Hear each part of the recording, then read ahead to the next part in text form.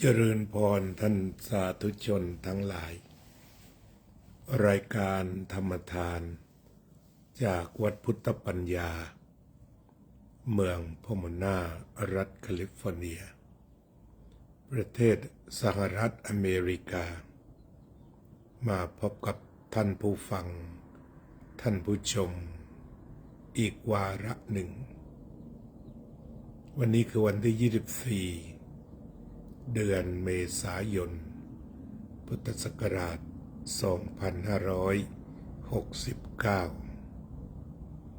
เมื่อวานนี้ได้แสดงธรรมเรื่องผัสสะตามที่มีผู้สนใจพูดคุยกันใน TikTok ก็ปรากฏว่าเมื่อพูดเสร็จแล้ว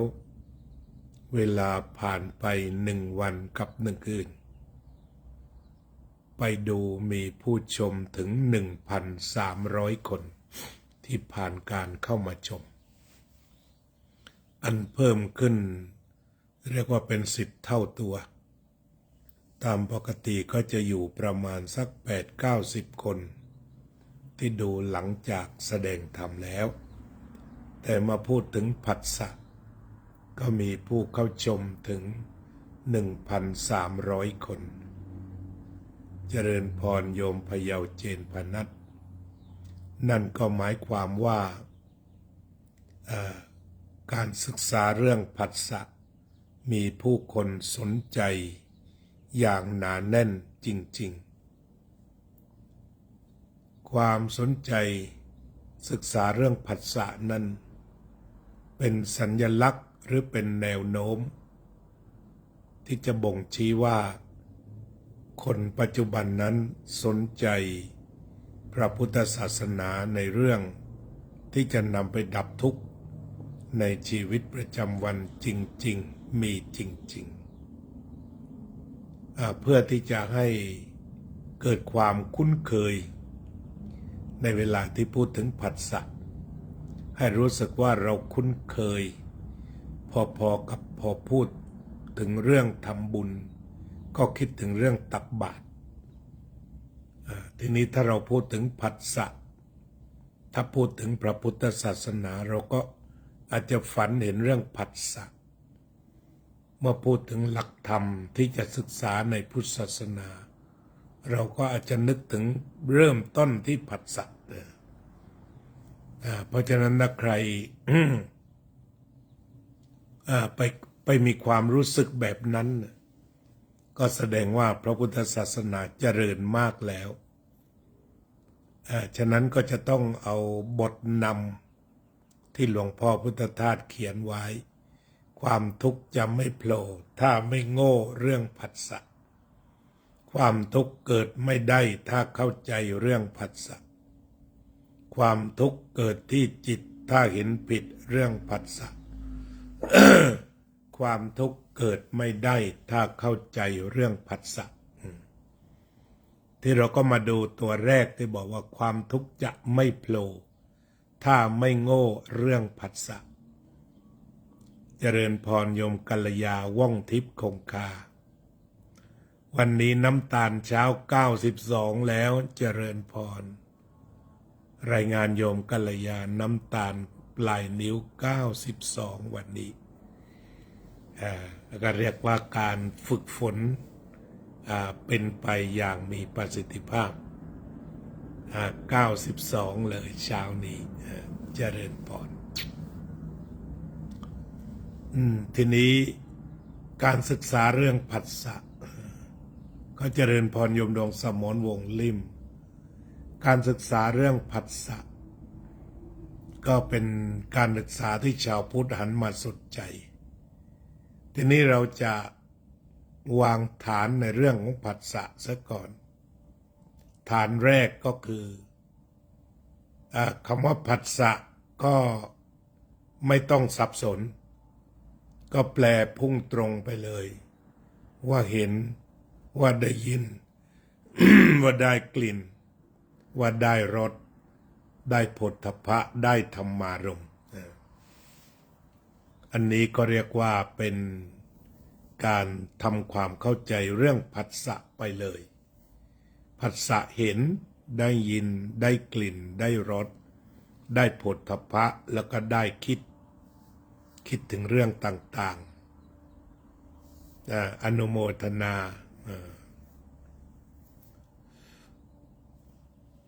ทีนี้การ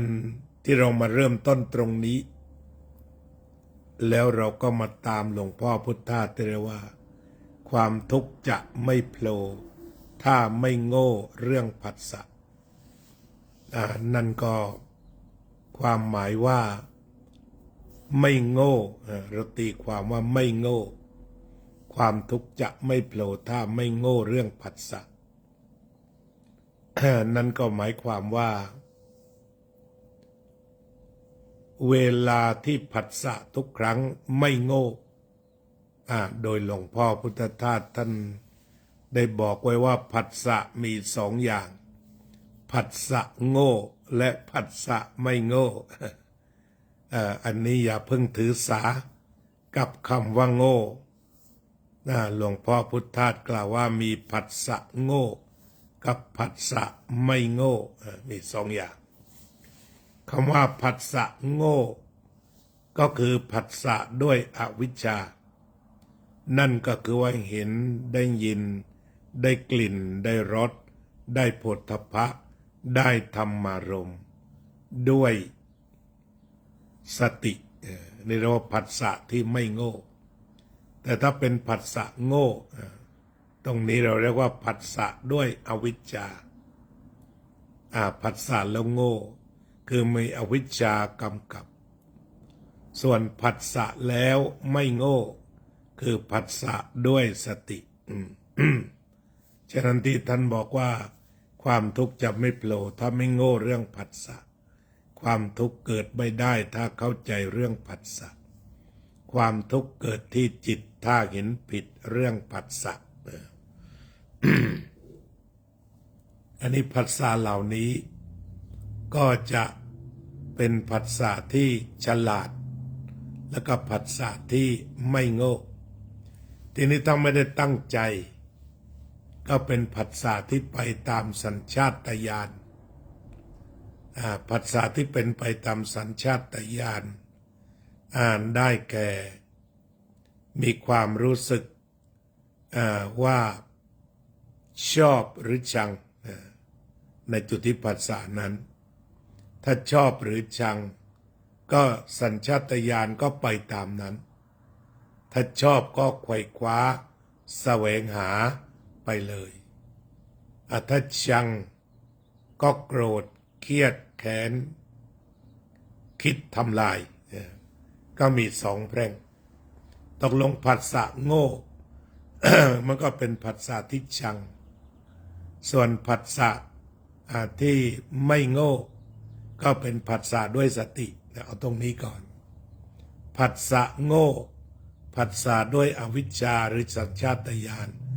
ไม่ต้องทำอะไรเมื่อเกิดความพอใจก็ไปเลยพอใจไปแบบสุดๆเมื่อเกิดความไม่พอใจก็เรียกว่าไม่พอใจกันแบบสุดเหวี่ยงทำร้ายได้ทำร้ายเลยอันนี้ก็คือเรื่องของการปฏิบัติต่อผัสสะณจุดนั้นฉะนั้นจะผัสสะด้วยวิชชาก็คือมีสติผัสสะด้วยอวิชชาก็คือไม่ต้องมีสติเป็นไปตามสัญชาตญาณที่ได้พบได้เห็นนั่นเอง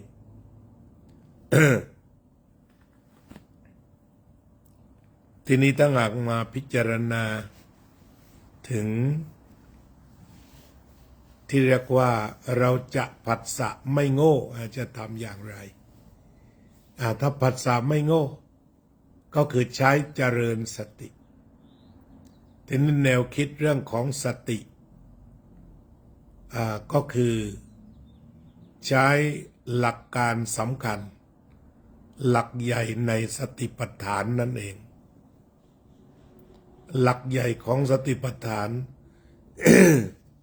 ก็คือทุกครั้งก็ระวังความชอบชังหรือที่เรียกว่าอภิชฌาและโทมนัสจุดระวังสิท้ายสติปัฏฐานสี่มาวางก็อยู่ตรงนี้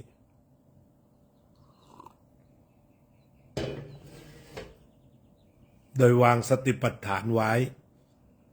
เวลาเห็นเวลาได้ยินได้กลิ่นได้รสได้โผฏฐัพพะได้ธรรมารมณ์เวลาเจอตรงนี้เราก็จะต้องพิจารณาระวังก็ไปจนถึงคำว่าสำรวมก็คือไประวังเวลาเห็นเวลาได้ยินเวลาได้กินได้รสได้โผฏฐัพพะได้ธรรมารมณ์ระวังอะไรก็ระวังชอบชังจุดระวังก็มีอยู่ตรงนั้นคือระวังชอบชังทำไมต้องระวังชอบชังเพราะชอบมันจะไปสร้างนันทิคือความเพลินในสุขเวทนาเพลินในทุกขเวทนาเพลินในอทุกขมสุขเวทนาอันนี้เรียกว่าเป็นนันทิเป็นความเพลิดเพลิน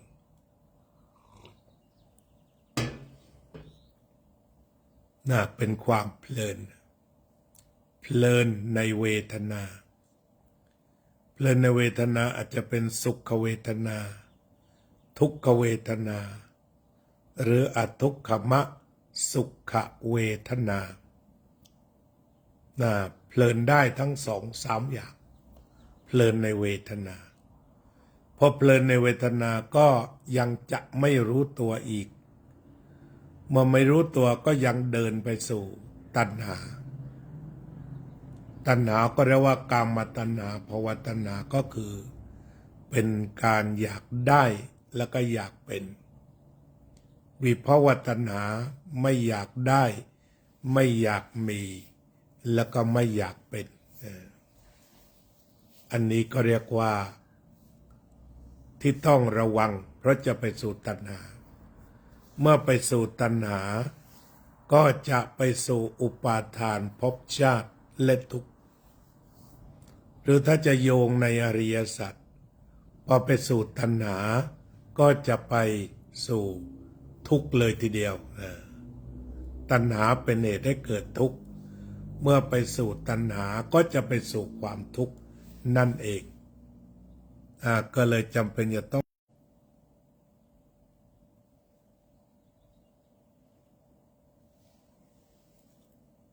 ฉะนั้นในอริยสัจสี่ที่บอกว่าตัณหาเป็นเหตุให้เกิดทุกข์ก็คือมาระวังตรงนี้ทีนี้มาหาหลวงพ่อพุทธทาสที่บอกว่าความทุกข์จะไม่โผล่ถ้าไม่โง่เรื่องผัสสะก็คือเป็นผัสสะที่ไม่โง่ผัสสะด้วยสติผัสสะด้วยสัมปชัญญะผัสสะด้วยสมาธิแล้วก็ผัสสะด้วยปัญญาถ้าว่าผัสสะทุกครั้งหลวงพ่อพุทธทาสเรียกว่าธรรมะสี่เกลอมาทันตรงนู้นก็เรียกว่าการสำรวมระวังต่างๆประสบความสำเร็จหรือการสำรวมระวังนั้นมีความสำเร็จแล้วผัสสะคราวนั้นก็ไม่เป็นทุกข์ก็กลายเป็นตัวธรรมชาติที่เห็นตามหน้าที่ได้ยินตามหน้าที่ได้กลิ่นตามหน้าที่ได้ยินเสียงตามหน้าที่ได้ลิ้มรสตามหน้าที่ได้ถูกต้องโผฏฐัพพะตามหน้าที่ได้คิดตามหน้าที่ทุกอย่างเป็นหน้าที่พอเป็นหน้าที่ก็ไม่ปรุงไม่เกิดนันทิเมื่อทำหน้าที่ไม่เกิดนันทิผัสสะเป็นหน้าที่โดยไม่เกิดนันทิ ก็ไม่เป็นเหตุให้เกิดความพอใจไม่พอใจและเป็นทุกข์อันนี้ก็เรียกว่าเป็นเรื่องของการผัสสะที่ไม่โง่ตามที่หลวงพ่อพุทธทาสว่าผัสสะด้วยสติผัสสะด้วยสัมปชัญญะผัสสะด้วยสมาธิปัญญาก็เป็นหน้าที่อันบริสุทธิ์หลวงพ่อพุทธทาสย้ำบ่อยๆว่าธรรมะคือหน้าที่ก็คือมีหน้าที่ที่จะต้องทำมีหน้าที่เห็นมีท่าที่ได้ยินได้กลิ่นได้รสได้โผฏฐัพพะได้ธรรมารมณ์ที่ถ้าทำหน้าที่ถูกต้องโดยไม่อยู่ในอิทธิพลของชอบชังก็จะเป็นการทำหน้าที่ที่ไม่เอาไม่มีไม่เป็นอันนี้ก็เรียกว่ามาเติมผัสสะจากเมื่อวานก็เป็นผัสสะที่เป็นหน้าที่อันประกอบไปด้วยสติสัมปชัญญะสมาธิและปัญญาผัสสะนั้นก็จะเป็นผัสสะที่ทำตามหน้าที่อย่างสมบูรณ์ได้เห็นได้ยินได้กลิ่นได้รสได้โผฏฐัพพะได้ธรรมารมณ์วันนี้เราจะนั่งสมาธิร่วมกันนะ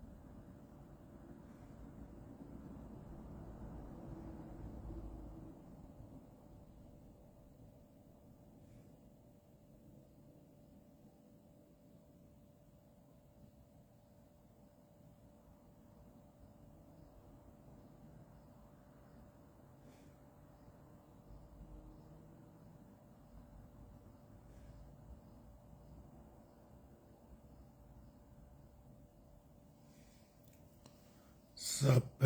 สัตตาสัตว์ทั้งหลายที่เป็นเพื่อนทุกข์เกิดแก่เจ็บตายด้วยกันดังหมดทั้งสิ้นอเวราโหนตุ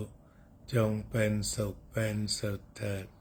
อย่าได้มีเวรแก่กันและกันเลยอัพพยาปัจจาโหนตุ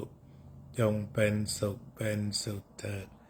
อย่าได้พยาบาทเบียดเบียนซึ่งกันและกันเลยอนิฆาโหนตุจงเป็นสุขเป็นสุขเถิดอย่าได้มีความทุกข์กายทุกข์ใจเลยสุขีอัตตานังปริหารันตุจงมีความสุขกายสุขใจ